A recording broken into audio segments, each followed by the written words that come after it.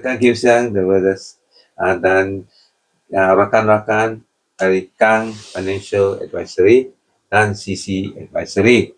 Ya, hari ini kita punya topik ialah ramai nak kahwin tetapi tidak sedia. Mau kahwin pun, ya. Ini kita punya topik.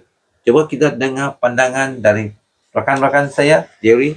Ya, ringkas saja, Jerry. Begini, nak kawin, tak nasibnya untuk kawin pun. Kedua-dua pasangan, konsep perkawinan ni, kedua-dua pasangan datang dari perasaan cinta.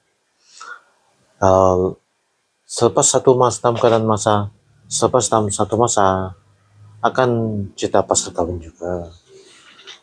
Nak kawin pun, dua-dua nafkah mesti kekal.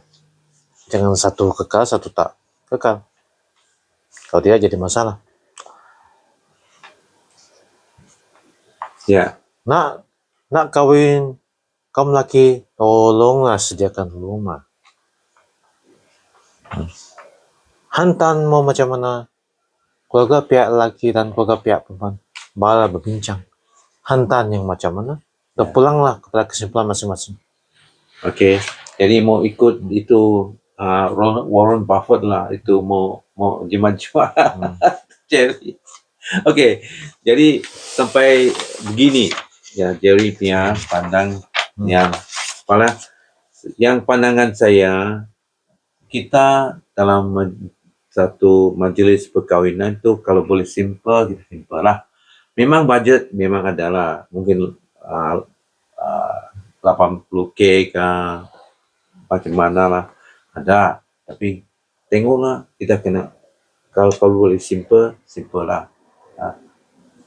Kita tidak mau macam satu hari kita gunakan itu duit 80,000, nanti esok selepas kahwin ada susah di sini, belakanglah sudah kahwin, ya. Jadi yang kedua ialah bila sudah kahwin, selepas kahwin, masing-masing ada tanggung jawab lah. Macam bayar rumah, finance bulan-bulanan, bayar bulanan lah, atau bayar kereta bulanan lah, minyak, kalau telefon, okey, belanja dapur lah, harus bagi dua ya. Istrinya kasih ringat sikit lah, mungkin kasih dia bayar elektrik kah, telefon kah, yang bayar rumah kah, belanja dapur, yang si lelaki lah. Jadi sampai begini dia. Sila like, subscribe dan sokong ya. Terima kasih.